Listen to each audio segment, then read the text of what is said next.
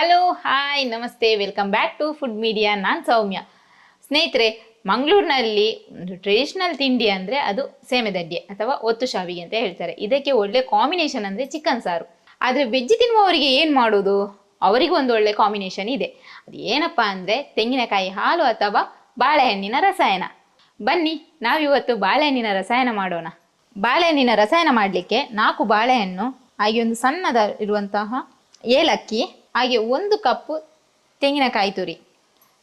ಇದು ನಮಗೆ ಸಿಹಿ ಎಷ್ಟು ಬೇಕು ಅಂತ ನೋಡ್ಕೊಂಡು ಹಾಕಿದರೆ ಆಯಿತು. ನಾನಿಲ್ಲಿ ಒಂದು 3/4 ಕಪ್ ಅಷ್ಟು ಬೆಲ್ಲ ತಗೊಂಡಿದ್ದೀನಿ. ಒಂದು ಮಿಕ್ಸಿ ಜಾರಿಗೆ ಈ ತೆಂಗಿನಕಾಯಿ ತುರಿ ಎಲ್ಲವನ್ನು ಹಾಕ್ಕೊಳ್ಳೋಣ.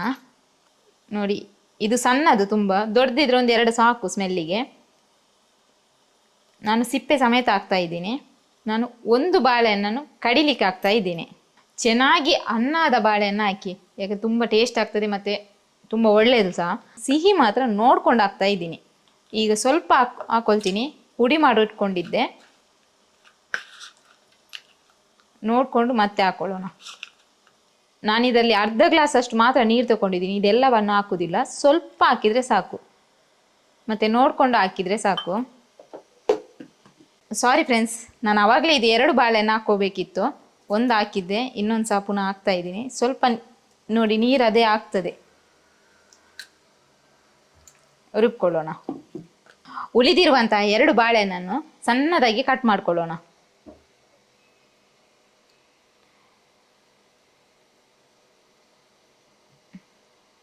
ಸಿಪ್ಪೆ ತೆಗೆದುಕೊಂಡು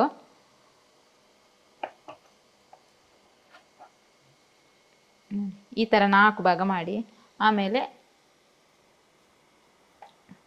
ಸಣ್ಣದಾಗಿ ಮಾಡಿ. ನಿಮ್ಗೆ ಎಷ್ಟು ಸಣ್ಣದಾಗ್ತದೋ ಅಷ್ಟು ಸಣ್ಣದಾಗಿ ಮಾಡಿ.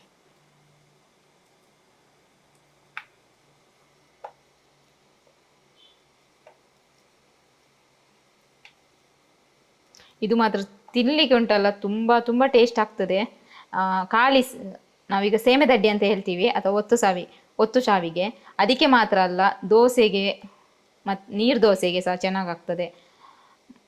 ಇಡ್ಲಿಗೆ ಮತ್ತು ಉದ್ದಿನ ದೋಸೆ ಉಂಟಲ್ಲ, ಅದಕ್ಕೂ ಸೂಪರಾಗಿ ಚೆನ್ನಾಗಿರ್ತದೆ. ತುಂಬ ಒಳ್ಳೆ ಕಾಂಬಿನೇಷನ್. ನಾವಿಲ್ಲಿ ಜಾಸ್ತಿಯಾಗಿ ಕೊಟ್ಟಿಗೆ ಅಂತ ಹೇಳ್ತೀವಿ, ಕೊಟ್ಟಿಗೆ ಮೂಡೆ ಅಂತ ಹೇಳ್ತೀವಿ, ಅದಕ್ಕೆ ತುಂಬ ಮಾಡ್ತೀವಿ. ನಮ್ಮ ಈಗಿನ ಮಕ್ಕಳು ಬಾಳೆಹಣ್ಣೆಲ್ಲ ಬಾಳೆಹಣ್ಣು ಹೀಗೆ ತಿನ್ನಲ್ಲ. ಸ್ವಲ್ಪ ಈ ಥರ ಎಲ್ಲ ಮಾಡಿಕೊಟ್ರೆ ಚೆನ್ನಾಗಿ ತಿಂತಾರೆ. ಅವರಿಗೊಂದು ಖುಷಿ ಇರ್ತದೆ, ನಮಗೊಂದು ಅವ್ರು ತಿಂದ್ರಲ್ಲ ಅಂತ ನಮಗೆ ಸಹ ಒಂದು ಖುಷಿ ಇರ್ತದೆ.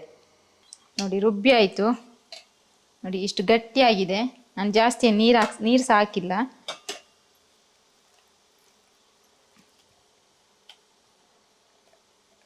ಈಗ ಸ್ವಲ್ಪ ಚಳಿ ಉಂಟಲ್ಲ, ಆಗಿದು ನೋಡಿ, ತೆಂಗಿನಕಾಯಿ ಮತ್ತು ಬಾಳೆಹಣ್ಣು ಹಾಕಿದ್ದಲ್ಲ, ಹಾಗೆ ಈ ಥರ ಗಟ್ಟಿ ಆಗ್ತದೆ.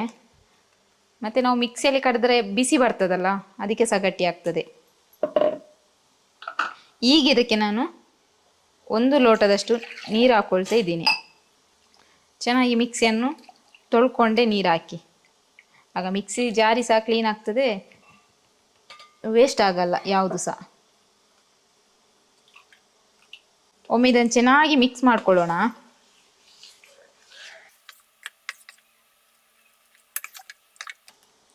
ಇದು ಚೆನ್ನಾಗಿ ಮಿಕ್ಸ್ ಆಗಬೇಕು. ನೋಡಿ, ಇದಕ್ಕೆ ಇನ್ನೂ ಸಹ ಸ್ವಲ್ಪ ನೀರು ಹಾಕ್ಕೋಬಹುದು. ಇಷ್ಟು ದಪ್ಪಕ್ಕಿದ್ರೆ ನಮಗೆ ದೋಸೆಗೆ, ಇಡ್ಲಿಗೆ ಚೆನ್ನಾಗಾಗ್ತದೆ. ಶಾವಿಗೆ ಸ್ವಲ್ಪ ಒತ್ತು ಶಾವಿಗೆ ಅಂದರೆ ಸ್ವಲ್ಪ ನೀರಿದ್ರೆ ಚೆನ್ನಾಗಿರ್ತದೆ. ನಾನು ಇದಕ್ಕೆ ಒಂದು ಅರ್ಧ ಲೋಟದಷ್ಟು ಪುನಃ ನೀರು ಹಾಕ್ಕೊಳ್ತೀನಿ. ನಾನು ಸಿಹಿ ನೋಡಿಕೊಂಡೆ, ಸ್ವಲ್ಪ ಸಪ್ಪೆ ಅಂತ ಅನಿಸ್ತು, ಅದಕ್ಕೆ ಒಂದು ಸ್ವಲ್ಪ ಬೆಲ್ಲ ಹಾಕ್ಕೊಳ್ತಿದ್ದೀನಿ. ಮತ್ತು ಕೈಯಲ್ಲಿ ಹಾಕಿ ಈ ಥರ ಇಚ್ತಾ ಇದ್ದೀನಿ. ಯಾಕಂದರೆ ಸ್ವಲ್ಪ ಬಾಳೆಹಣ್ಣು ಸ್ವಲ್ಪ ದೊಡ್ಡದು ಕಟ್ಟಾಗಿದೆ, ಅಥವಾ ಸ್ವಲ್ಪ ಸ್ಮೂತ್ನೆಸ್ ಚೆನ್ನಾಗಿ ಬರ್ತದೆ. ಅದಕ್ಕೋಸ್ಕರ ನಾನು ಈ ಥರ ಕೈಯಲ್ಲಿ ಇದು ಮಾಡ್ತಾ ಇದ್ದೀನಿ. ಅದು ಮತ್ತು ನಾವು ಚೆನ್ನಾಗಿ ಮಿಕ್ಸ್ ಆಗ್ತದೆ ಸಹ ಕೈಯಲ್ಲಿ ಮಾಡಿದರೆ. ಸ್ಪೂನಲ್ಲೆಲ್ಲ ಮಾಡಿದರೆ ನಮಗೂ ಅಷ್ಟು ಕಂಫರ್ಟೇಬಲ್ ಸಿಗಲ್ಲ. ಅದಕ್ಕೋಸ್ಕರ ನಾನು ಕೈಯಲ್ಲೇ ಮಿಕ್ಸ್ ಮಾಡ್ತಿದ್ದೀನಿ. ಸ್ವಲ್ಪ ಪುನಃ ನೀರು ಹಾಕ್ಕೊಳ್ತಿದ್ದೀನಿ.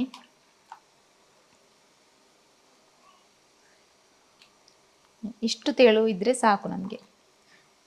ನಾನು ನಿಮಗೆ ಸೌಟಲ್ಲೇ ತೋರಿಸ್ತೀನಿ ಎಷ್ಟು ತೆಳು ಮಾಡಿದ್ದೀನಿ ಅಂತ. ನೋಡಿ, ಇಷ್ಟು ತೆಳ್ಳಗೆ ಮಾಡಿದ್ದೀನಿ. ತುಂಬ ತೆಳು ಇಲ್ಲ, ತುಂಬ ದಪ್ಪ ಸಹ ಇಲ್ಲ, ಮೀಡಿಯಮ್ ಉಂಟು. ಇದನ್ನು ತಿನ್ನಬೇಕು, ಆ ಟೇಸ್ಟೇ ಬೇರೆ. ನಾನು ಮತ್ತೆ ತಿನ್ನುವಾಗ ತೋರಿಸ್ತೀನಿ ಎಷ್ಟು ಚೆನ್ನಾಗಾಗ್ತದೆ ಅಂತ. ನೋಡಿ ಫ್ರೆಂಡ್ಸ್, ನಮ್ಮ ಒತ್ತು ಶಾವಿಗೆ ಸಹ ರೆಡಿಯಾಗಿದೆ, ಹಾಗೆ ನಮ್ಮದು ರಸಾಯನ ಸಹ ರೆಡಿ ಉಂಟು. ಬಟ್ ಟೇಸ್ಟ್ ಆಗುಂಟು ನೋಡಿ. ಈ ಥರ ಹಾಕ್ಕೊಂಡು ತಿಂತಾ ಇದ್ದರೆ ಅದೊಂಥರ ತುಂಬ ಸೂಪರ್ ಆಗಿರ್ತದೆ. ನಾನು ತಿಂದು ನೋಡ್ತೀನಿ ಹೇಗಾಗಿದೆ ಅಂತ.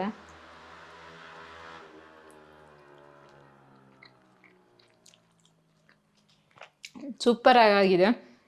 ತುಂಬ ಬಾಳೆಹಣ್ಣು ಸಹ ಸಿಗ್ತದೆ ನಮಗೆ, ಅಂದರೆ ಕಟ್ ಮಾಡಿ ಹಾಕಿದ್ವಲ್ಲ ಅದು ಸಹ. ತುಂಬ ಜಾಸ್ತಿ ಸ್ವೀಟ್ಸ್ ಆಗಿಲ್ಲ, ಮೀಡಿಯಮಲ್ಲಿ ನೋಡಿ.